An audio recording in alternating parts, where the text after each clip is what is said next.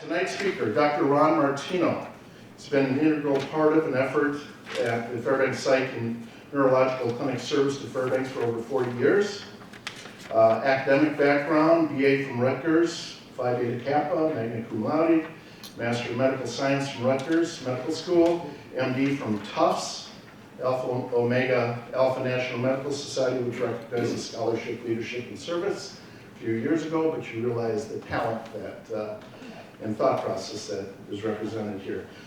For a little context, in my 30 years at FMH, I had the opportunity to work with many really incredible nurses and nurse leaders, and they're in this room as we speak. One in particular was Jenna Edmonston, who was in the ER early on. She actually was in ER, and then ended up as director of nursing. And I just called and said, what as an ER nurse, what do you remember about Dr. Martino? And she quickly said, without fail, always respectful, conscientious, highly responsive when we called regarding the most challenging patient situations, no matter what hour of the day or night in the ER. And again, another old-time name, Dr. Bill Doolittle. I remember him always saying the litmus test of great care is when it's evaluated through the eyes of a nurse. So, Jenna Edmonston, one of FMH's strongest nursing leaders, just wanted to relate that to you, Dr. Martino, on the reputation you have with that nursing staff. So with that, let me welcome Dr. Ron Martino, the Fairbanks Psychiatric and Neurological Clinic, who will be speaking on normal aging and early dementia. We'll go, let's say, roughly 45 minutes or so, see how it plays out, and then 15 minutes for questions and answers, and we'll keep it pretty tight right at 8 o'clock, so you can count on that. And with that, I'll turn it over to Dr. Martino. Well, thank you for that generous introduction, Mike, and thank all of you for coming out tonight to talk about the old age or dementia topic. Well, first of all, we all know that our population is growing ever older. There are 59 million Americans who are over 65, and by 2050, that will double. The baby boomers now are well into their 70s, at least those of us who survived the 1970s. And as you recall, the baby boomers used to say, don't trust anyone over 30. So now we're well over that age. Now we've had two of our oldest sitting presidents back to back. It is clear that our founding fathers gave very precise instructions on how old you should be to run for the various offices, but no advice as to when to quit. Our medical workforce is also aging. 12% of our practicing physicians are 70 years old or older. 37% are 60 years or older. So it is very important for us to understand what is normal aging and what is dementia, which is a very abnormal neurological state. Let's see here. So whether we like it or not, our cognition changes with age. And this is universal. It varies from individual to individual how quickly that happens. Now, some of this happens at a fairly early age. Speed of thinking or information processing speed starts slowing down at age 35. That's why fighter pilots are 28 and pilots who fly 747s are 48. Obviously, it takes a lot of cognition and skill to fly a 747, but you don't need that speed of thinking. Explicit memory also declines with age. Now, explicit memory is a type of memory that we all are familiar with. That is, you consciously bring up a fact or a date. And it's very disturbing to people when they feel they can't do that easily. Now, working memory is something that most people may not be familiar with, but it is important.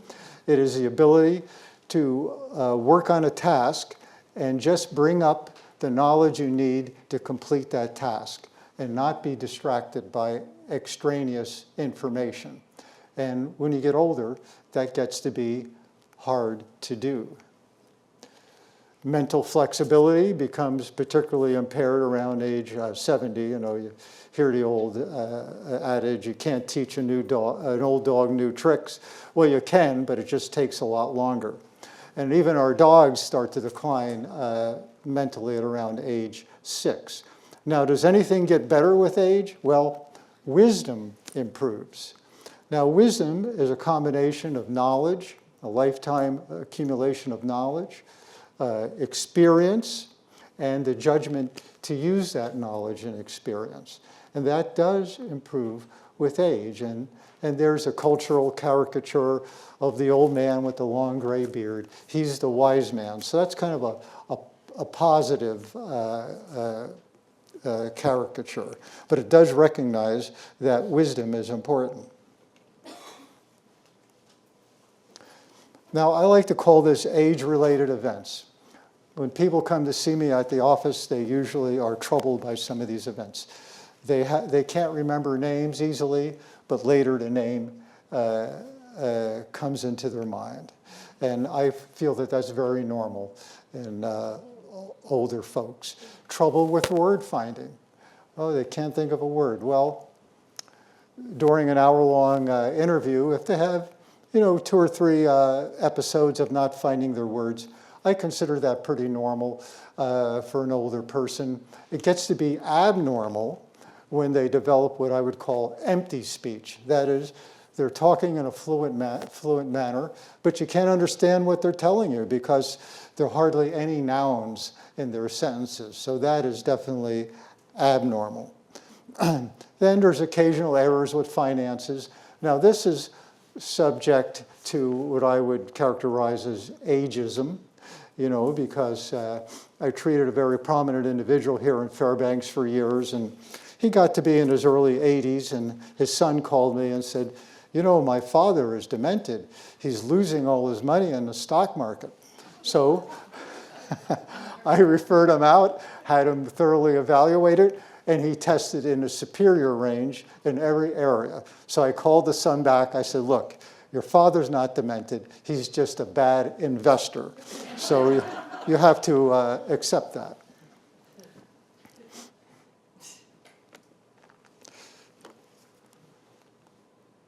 Whoops, what happened? You just overclicked. Just hit the back button. There we go. So this formidable looking individual is King Nebuchadnezzar. And he was a famous king of Babylon. Now, King Nebuchadnezzar began hearing God speak to him. And his advisors and generals were a little skeptical about this. God is speaking to the king, but after all, he is a king, so maybe God is speaking to him. But then over a period of time, King Nebuchadnezzar's ability to function declined until he got to the point where he really couldn't function as king. Then they realized that hearing the voice of God was really a symptom of madness and that he wasn't really a prophet. So this test of functionality still serves us well. When we look at symptoms, we put it in a context. Is this person functioning? And that is an important question, because the definition of dementia is not only that you have problems with cognition, but that you're not functioning, that you've lost a function. And so this is an important point. If an elderly person comes in and they're forgetful, but they're living independently, they're paying their bills, they're doing all the things they do, they're working, they don't have dementia. Other things we see that may be a sign of dementia is difficulties completing familiar tasks and organizing familiar tasks. A common one I see is, the family comes in and says, our mother has been having Thanksgiving for over 50 years. And last year, she wasn't up to it. She didn't know when to put the turkey in. She bought all the wrong ingredients. She mistimed the various dishes. And so this is a pretty good sign that that individual is becoming dysfunctional and is suffering from dementia.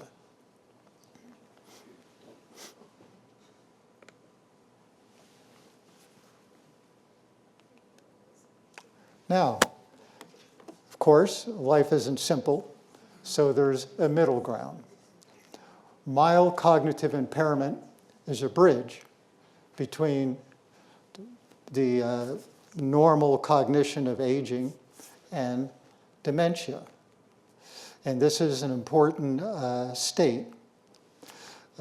Generally, what happens is that the individual goes for their Medicare annual exam, and as most of us know, they ask you to remember a couple of words and repeat it back in a few minutes.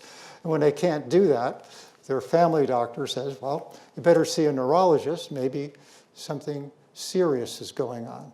So that's when I see them and evaluate them. And usually they're not performing, their cognition isn't up to the standards for their age and education. But they're functioning just fine. They're living independently, they're shopping, they're cooking their meals, they're working. So we call it mild cognitive impairment. It's kind of a middle ground. But it's an important middle ground because 33% of these individuals over a 5-year period will go on to develop dementia, generally Alzheimer's type dementia, but some type of dementia. Many of them stay the same. They don't get any worse. And then about 20% of them get better. So what we generally do after a thorough evaluation is to follow them every 6 months or a year and see, where they're headed. Now, this state of mild cognitive impairment is particularly important now because there are 2 drugs on the market that are approved for treating Alzheimer's disease. The drugs slow the disease down by about 30%, but they're not particularly safe drugs. You don't want to give them to somebody who shouldn't be getting them. So the criteria is that the individual either has mild cognitive impairment or very mild dementia, and you have to prove that this is of an Alzheimer's type, and then you're eligible to receive the medication. So MCI is very important. Now, I'd like to get a little controversial here, but I hope not political. I don't know how many of you read the book Original Sin, but I've certainly read it. And if you strip away the politics being that there was a big cover-up of President Biden's cognitive decline, if you put that aside and just look at the observations in the book. And it's the kind of observations we try to elicit from family when they bring in a family member who may be having cognitive issues. Now, most of us have probably saw President Biden's debate performance, which everyone agrees was the worst debate performance in the history of televised presidential debates. So, but the next day, President Biden said this about it, and I'm quoting his words. He says, "I don't walk as easy as I used to. I don't speak as smoothly as I used to.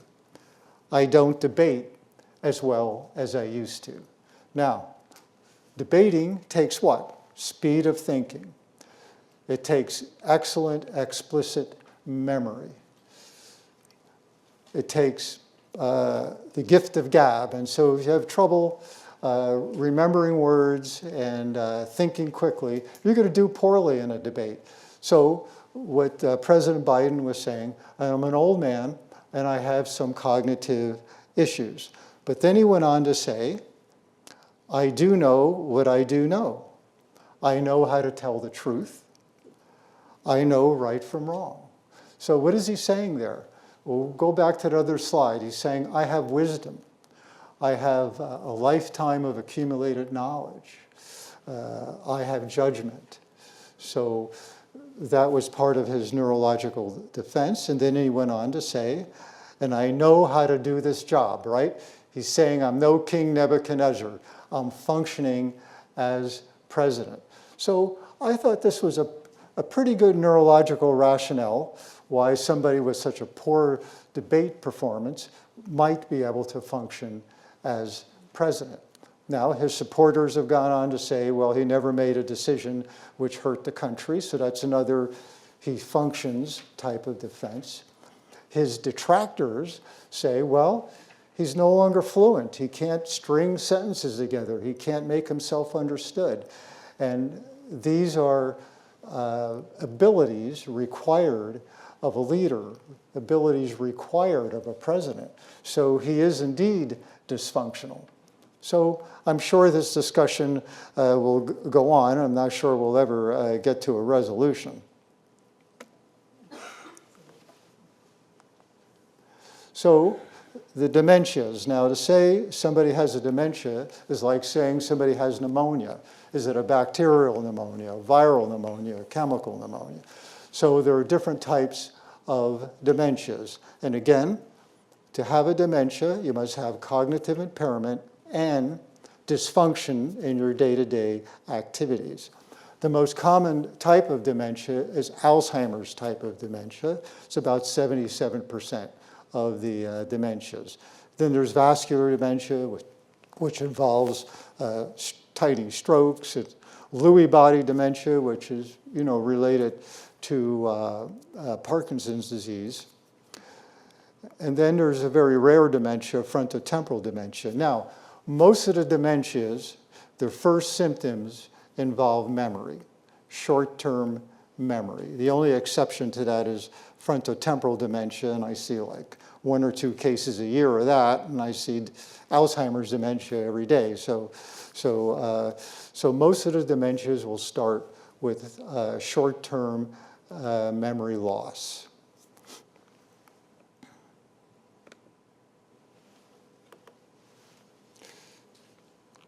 So memory is the key. And to understand this topic a little better, we should know a few things about memory. In general terms, memory can be divided into short-term memory, which is memory that lasts for seconds or minutes, and long-term memory, which can last a lifetime. Now, nothing gets into long-term memory unless it passes through short-term memory first. So the brain puts things in short-term memory, when it's appropriate, puts it into long-term storage. Now, if you're unfortunate enough to lose your short-term memory, you can't form any more new memories. I treated a retired Army colonel for a number of years. He had a surgical mishap where his brain was deprived of oxygen, and he had no short-term memory. For him, the president was forever Jimmy Carter.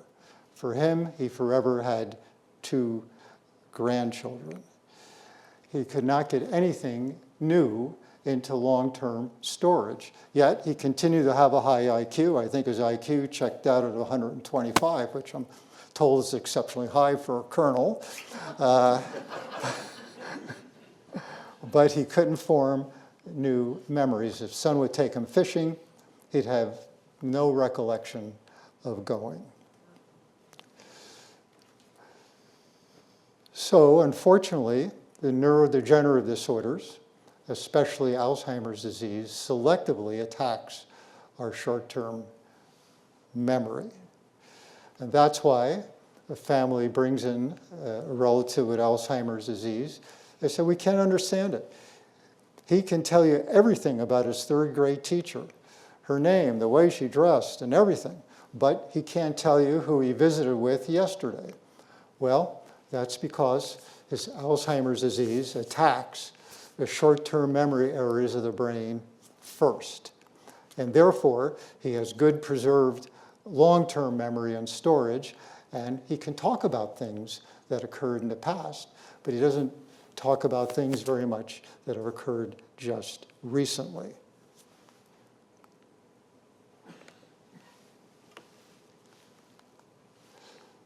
So this is, if you can't see it, it's a canary in the coal mine.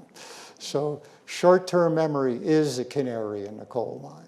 When short-term memory starts going wrong, we have to look into it. It could be a signal that there's something significant going on. And short-term memory is vulnerable to many things: age, toxins, various diseases. It's vulnerable because the part of the brain that determines short-term memory is a very dynamic part of the brain. Cells are forming all the time. Synapses are forming all the time. It's a very active part of the brain. And so when you have that kind of activity, you also have vulnerability.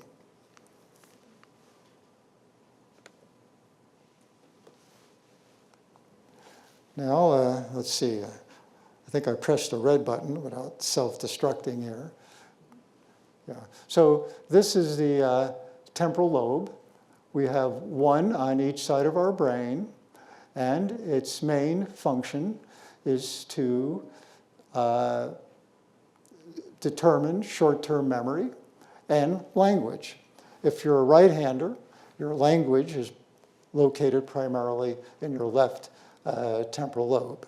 But both temporal lobes are involved with short-term memory, which is fortunate, because if you damage one temporal lobe in a stroke, you may have some impairment of your memory, but it generally isn't a profound impairment because you have another temporal lobe which is functioning.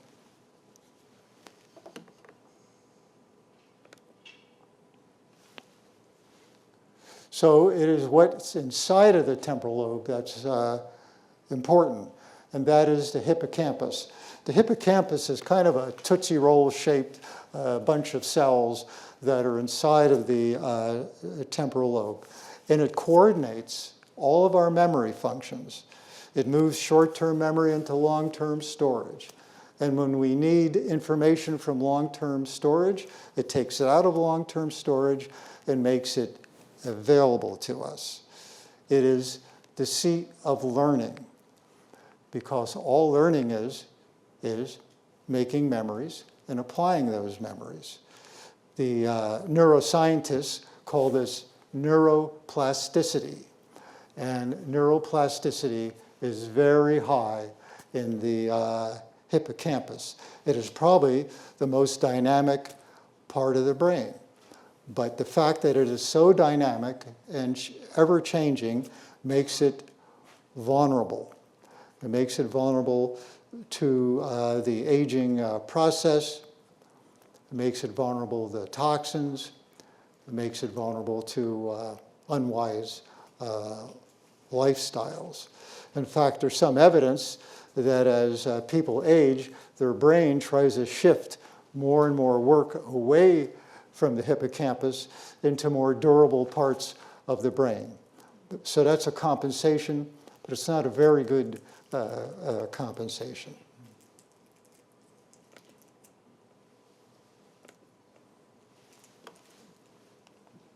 So this is sort of a schematic of the neuron. Now, the neuron is a basic functioning cell of the brain. And the neuron has these appendages called dendrites. And it's like the branches of a tree. In fact, the word dendrite comes from the Greek word for tree. Now, these dendrites can make up to 30,000 contacts with other neurons. Now, it isn't a direct contact, it's an approximation. And there's this gap between the neurons called the synapse. And the synapse relies on chemical messengers to send a signal from one neuron to the other. So the building block of cognition is a neuron, and then the synapse is really the chemical engine of cognition. These chemical synapses that send a message from one cell to the other are relatively fragile, and they're vulnerable.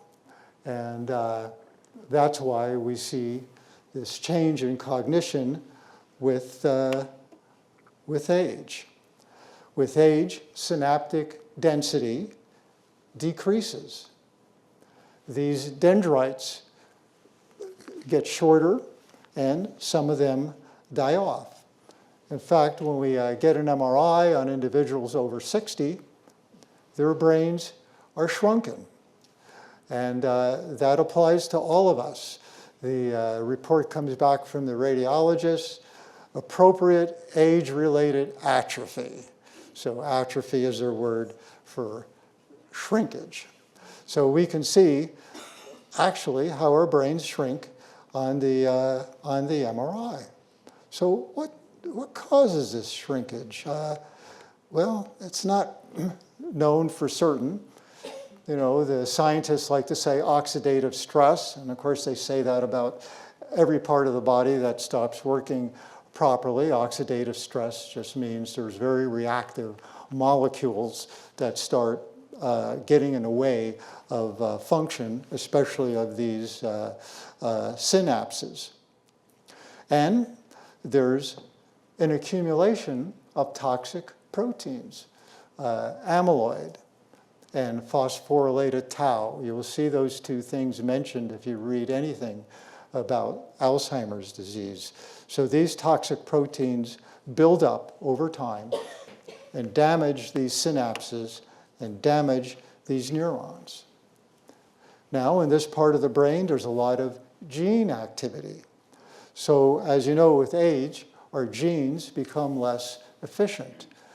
But the hippocampus relies on a complicated genetic network to produce messenger RNA and various proteins which the brain needs to maintain itself. And this all becomes more and more inefficient with age. And then there's inflammation. The brain hates inflammation. But we are exposed to various types of inflammation as we grow older, and the inflammation is damaging to these synapses.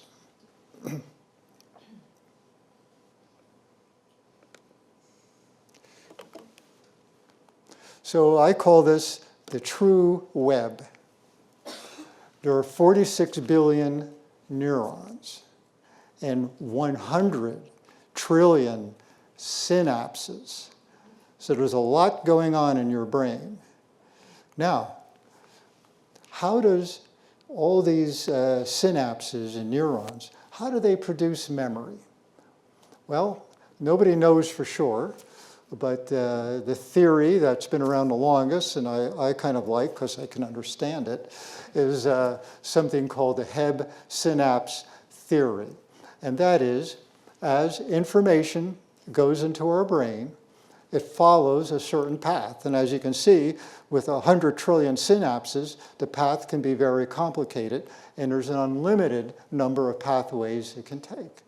So the first time that information goes through the brain, it goes through a certain pathway.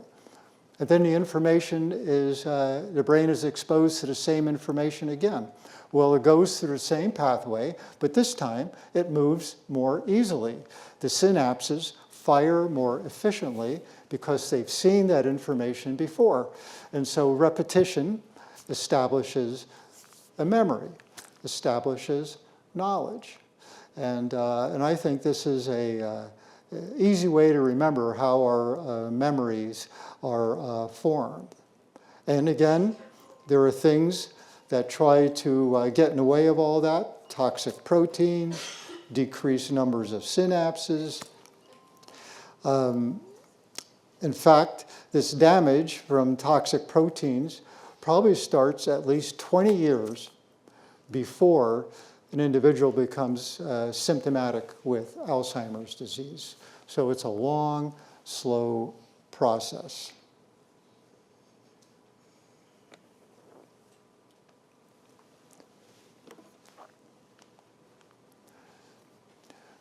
So this is a little review of the spectrum. Normal aging, we're all going to experience that. We're all going to have less efficient cognitive abilities as we get older. It will go along at different rates in different individuals. Much of this is genetically determined, about 60% genetically determined, where some people just have the genes. They're going to stay sharp even if they're 90 years old. Other folks will lose their sharpness at an earlier age, but we'll all experience some decline in our cognitive abilities. Then we have MCI, mild cognitive impairment.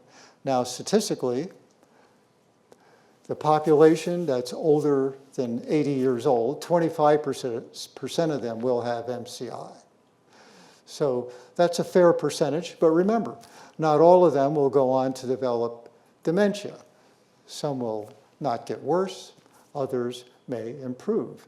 And you wonder, well, why should they improve? That's kind of strange. Well, because many things can damage these fragile synapses and neurons, and some of those things are reversible. And when we evaluate an individual, we always look for those reversible things. Low thyroid, low B12, depression. People have been depressed for a number of years. If you look at their neurons, all those branches are shrunken. They look pruned. And that's because depression releases a lot of cortisol into the system, which damages our neurons and damages our synapses. So depression does real damage to our brain, but depression is treatable. So if your depression is successfully treated, these neurons regenerate. So that may explain at least some of the people with MCI who get better with time. Then there's dementia. So if you're over the age of 85, 33% of that population will have dementia. And some of the experts say maybe up to 50%. But keep in mind, if it's 33% of people who are 90 years old have dementia, that means 67% don't.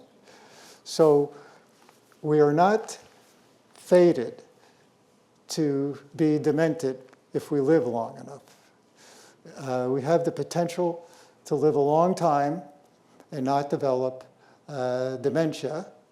One of the slave organs, like our heart or something, will kill us before we develop dementia. Now, I saw one calculation the individual tried to calculate the rate of cognitive decline and how long would it take for the usual cognitive decline to lead to dementia. He came up with age 135. So I don't think most of us have to worry. Now, I don't want to leave you with the impression that we're at the mercy of the advancing of our age. There are things we can do to save our synapses. And, they're not very complicated. The most complicated one would be control our blood pressure and sugar metabolism. We need the help of our family doctors to do that. But the brain hates high blood pressure. The brain hates diabetes. So I often see people, my blood pressure is a little high, I didn't like the medicine, I don't take it, I don't have headaches, I feel just great.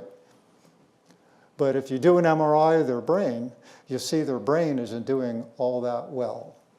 You can see significant damage of the brain in people who don't take care of their high blood pressure and take care of their diabetes. Exercise is one of my favorites because You can do it on your own, you don't need anybody's help, and it's cheap. Now, it's counterintuitive, but until the 1950s, medical science wasn't sure that exercise was good for you. In fact, wealthy people avoided it altogether because of this concern. Then around 1953, a Scottish physician, he looked at the crew on a double-decker bus. He looked at the health records of the driver and the health records of the conductor. The conductor spent his day walking up and down the steps and collecting money. The driver just sat there. And the conductors had much better health than the drivers. They had much better longevity than the drivers. So everybody said, wow, exercise is good for you. Now, exercise is also good for the brain. There's a protein called BDNF, brain-derived neurotrophic factor. And it's a protein that our brain makes that's very important for maintaining the neurons and maintaining those synapses. And when we exercise, that protein increases in our brain. And it helps our synapses maintain themselves. Now you're thinking, yeah, but I have to get one of those Peloton bikes, you know, like those young women on TV, and the perspiration is flying everywhere, you know, and they're on their bike. No, that's a total ripoff. You don't need a Peloton bike unless you're going to be a competitive cyclist. The studies show that as little as 10 or 15 minutes of exercise, such as walking, increases the BDNF in our brain. So we don't have to go to the gym and pump iron. We don't have to do Olympic style exercise. All we have to do is take a walk. And if you walk 15 or 20 minutes every other day, I think our brain is pretty happy with that. But a lot of people don't do it. Now, diet. There's a lot written about diet. There's the DASH diet, the Mediterranean diet, the Atkins diet. I would say, as far as diet goes, just use common sense, sort of de-emphasize red meats, but use common sense. But the one thing to avoid is obesity. Fat, adipose tissue, is more than just a passive vessel to hold excess calories. We now realize that adipose tissue is the largest endocrine gland in the body. It secretes all sorts of substances, most of them unhealthy for the brain because they're inflammatory substances. So obesity damages our brain, damages these synapses, damages these neurons that are trying to multiply and form memories. And I will say, as long as we're talking about diet, at our age, marijuana should not be on the menu. I mean, marijuana is, I guess, good if you're between the ages of 20 and 60. But once you get into the senior age group, marijuana is toxic to the brain, just as it is toxic to teenagers. So my advice to my patients is stay away from it. Alcohol, in moderation, might be okay, although more and more evidence is coming out, much to my dismay, that even a glass of wine is probably not all that healthy for you. Sleep. Sleep is important to maintaining your brain. When you're in REM sleep, the brain actually actively consolidates memory. And that's probably where the expression comes from, I'll sleep on it, because the brain is doing some useful cognitive work while you're asleep.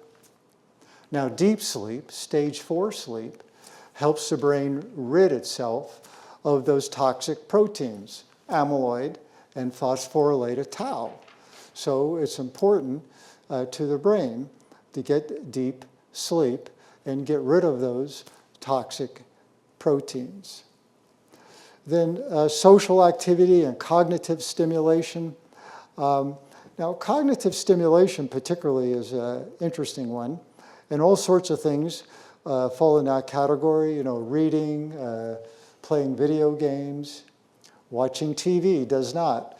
Unfortunately, the studies show it doesn't do anything for our brains. Now, education, there's a concept called cognitive reserve. And it's been observed that individuals who have extensive educations, their brains seem to be more resistant to aging and the toxins in our environment.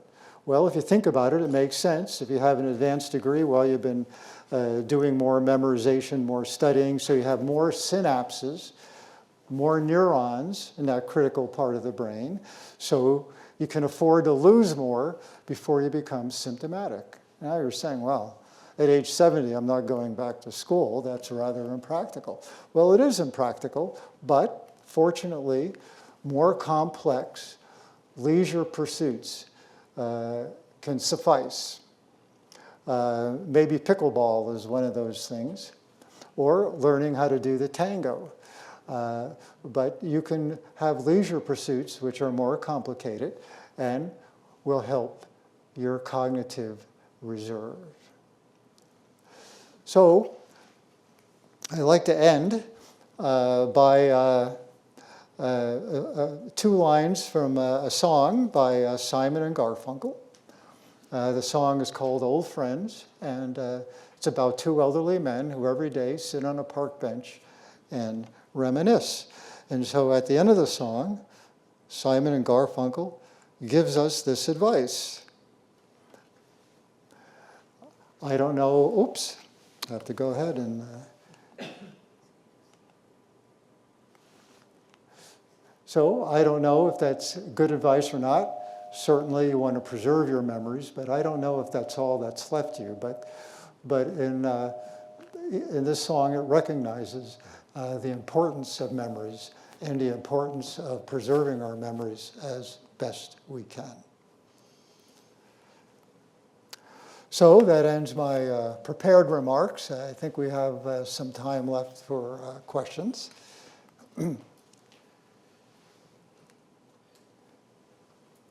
Okay, very good. Thank you. Very Sure, much. welcome. Great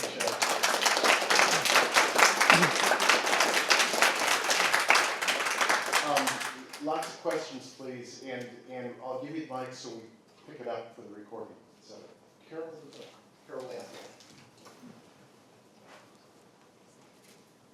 Thank you. Good to see you again. Yeah, good seeing you. My audiologist promises me that compliance with wearing hearing aids is very good for cognition and for avoiding rapid progression into cognitive impairment if that's what you're inclined to have happen. Yes, there's been some fair evidence that poor hearing causes cognitive impairment, and that getting hearing aids can reverse some of that. Because remember, short-term memory areas of the brain have a lot of plasticity. And so when you can't hear, it uses that plasticity to rewire itself so that you can understand what's going on around you. Unfortunately, that rewiring has adverse effects on our cognition, especially short-term memory.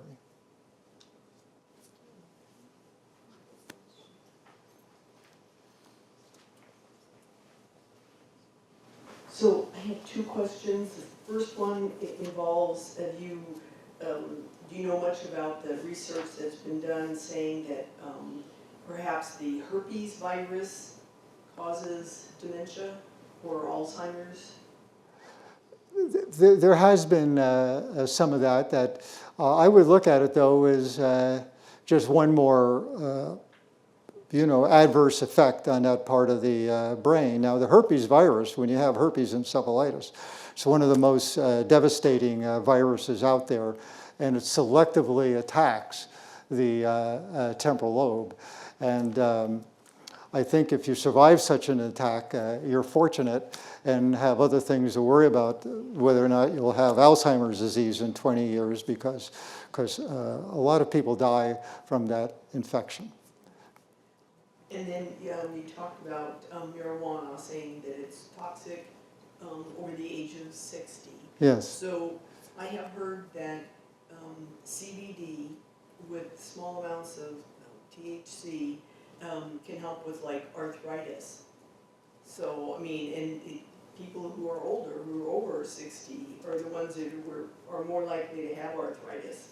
So I just wondered what your thoughts on that are. Yes, well, there's been some good studies, most of them in Canada, because up until recently, American researchers weren't allowed to study the effects of marijuana because it was a class 1 drug. But the Canadians have studied it, and there's some good evidence that a combination of CBD and a small amount of THC can be good for chronic pain. But like everything else, it doesn't mean it's good for our brain. The CBD won't cause a problem. The THC might.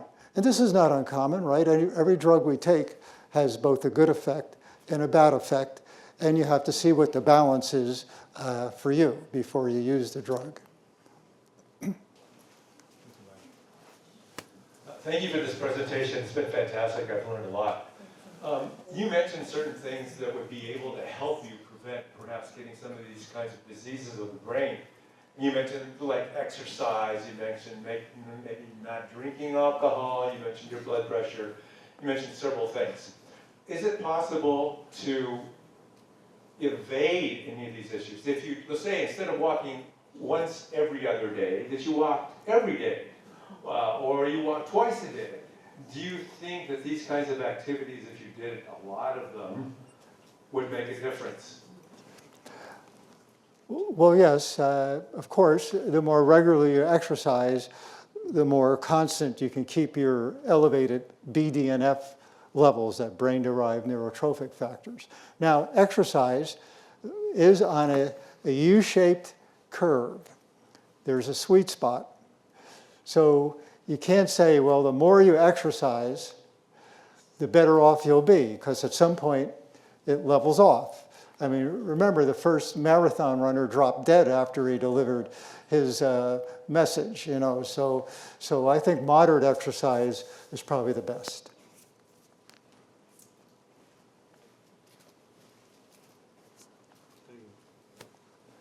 My parents were 20 and 21 when I was conceived or born, and they were stoned out of the minds before and after. I think I can say that. I'm not sure that there's no such thing as marijuana fetal syndrome. At the same time, I'm too sober for my own good.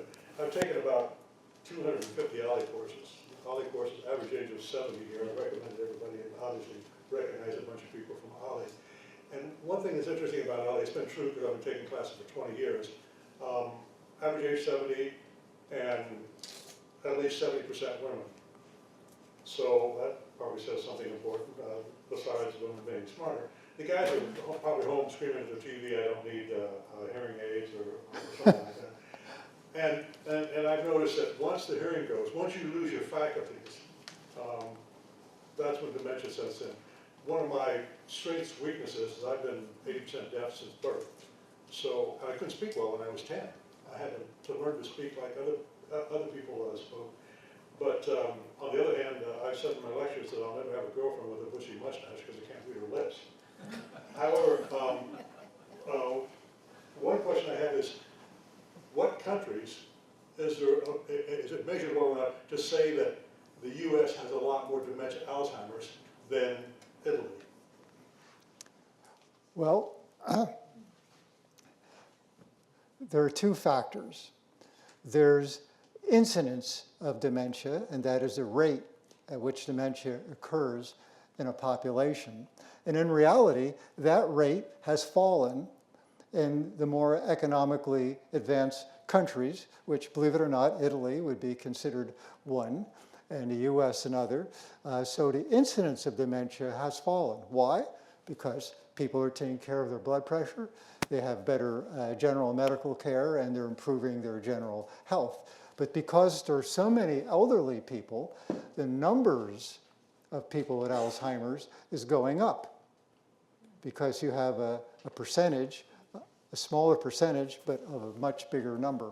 So the numbers of people with Alzheimer's is going up, but the incidence, that is the occurrence per 100,000 population, has actually gone down. Questions? I'm going to go in the back here.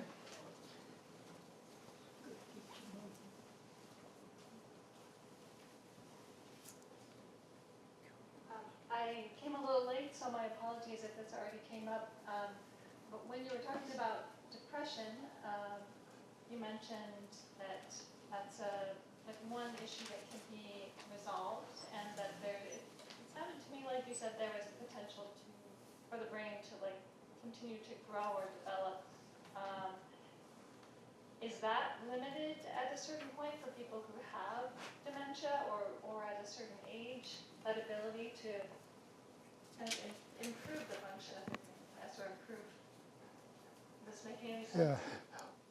Well, there's two different concepts there. First of all, the term dementia does not imply anything about whether the individual can improve or get well, right? If you have dementia due to B12, you take B12 and you'll be better. Now, you can have a cognitive impairment due to long-standing depression, but those neurons will regenerate if your depression is successfully treated. They do studies on, they have a PTSD model for white rats. They put them in a small container of water, make them swim for their lives. And they do this repetitively over a period of time. Then when they sacrifice the rat, they see that those neurons, those dendrites, are shrunken. They look like little nubbins because the stress of their PTSD experience has damaged them. Now, when they pre-treat the rats with Prozac, believe it or not, the damage is much less severe. So, and years ago, you know, when I was in training in New York and lithium was first being used, it was observed, well, lithium gets in a body in a couple of weeks and does its thing in a couple of months. Why is it that people seem to be getting better 2 or 3 years later? Well, it is now thought that, yes, they're getting better 2 or 3 years later because their depression has been successfully treated, and it takes that long, approximately 2 years, for those damaged neurons to regenerate. Other follow-up? Right into the microphone. I just wanted to know if that was limited by age. Like, can that happen at any age? Well, that is a good question, and we have less neuroplasticity as we, you know, get older. So young people do have a better chance of recovering. Dr. Martino, I'm Judy, and I used to work with you back in the old days, and I see you've saved a lot of people. My question is, along this line, what about the long COVID and the COVID vaccines? Do you have any personal feelings on that, and how that relates to neurological damage? Well, I think that's a good question. And I don't have any real insight into the vaccines as far as whether they do harm, if that's what you're asking. But certainly the COVID virus has a liking, unfortunately, for the nervous system, for the brain. And it probably does damage at times by a direct infection of the brain. At times it does damage by altering the body's clotting system and actually causing strokes. And it is thought that much of the problems with long COVID is due to the tremendous amount of inflammation that the brain suffers during the infection. Because as we talked about, the brain hates inflammation, and all that inflammation damages the brain. Question, A Thank you for your talk. It's been really interesting. Coming with, I guess, like a personal experience question. You have a loved one in our life who has some genetic risk factors for developing dementia, and she's in an age group now where it would be maybe probably setting in, and it's something she's been aware of, but I think has a lot of fear and anxiety around, which I imagine is pretty common. But it's to the point where she may not be ready to acknowledge some of these things, even if they're happening. So for those of us around her who are trying to kind of track it, I'm wondering if you've encountered common compensation tactics that people might adopt consciously or unconsciously if they are starting to get symptoms of dementia that they're aware or not aware of. Like, does the brain start changing in certain ways that you might be able to pick up on, if that makes sense? Well, there are studies showing that certain kinds of, for instance, cognitive retraining can help people who have cognitive impairment, ordinary cognitive impairment from aging or cognitive impairment from other problems. It's sort of experimental, though. It's not widely available. But I advise my patients to exercise. I mean, there are very few things that slow down Alzheimer's disease and Parkinson's disease. Alzheimer's disease now has 2 drugs, which are rather toxic in their own right. They're not easy drugs to take. But it can slow down a disorder. Exercise can slow down a disorder. Neurologists now prescribe exercise for most of the neurodegenerative diseases because exercise can slow it down. And by exercise, I mean taking a walk. Couple things. I'm going to see if there's more questions here, if you don't mind, just a little bit. There is a sign-up sheet for the emails, and for those who cannot access the web, we'll directly send you those slides. And with that, maybe 2 or 3 questions. I'm going to go right to the back and then come right to the front. I just got a quick one. I'm wondering if exercises the brain, things like reading, playing cards, doing puzzles, if any of that has any positive effect. Yes, that would be under the category of cognitive stimulation, and that is helpful for maintaining cognition. You know, playing cards, board games, video games, all of that is useful. Okay, we have a question here and across the room. Have there been any studies that track the relationship between PTSD and later dementia? Well, certainly there are plenty of studies showing how PTSD damages cognition. And I see that all the time. I don't see any of these young soldiers with PTSD who has normal memory.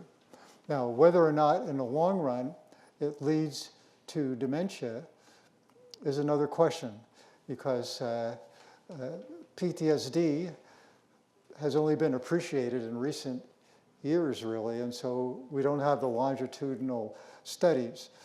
Plus, PTSD in the armed forces is frequently complicated by the fact that they've also suffered traumatic brain injuries along with their PTSD. And there is some emerging evidence that repetitive trauma to the brain does make us more susceptible to Alzheimer's disease and other dementias. But whether pure PTSD by itself, 40 or 50 years later, can lead to dementia, I don't think anybody knows. Question right here. Then we'll be wrapping it up as we eclipse the 1 hour.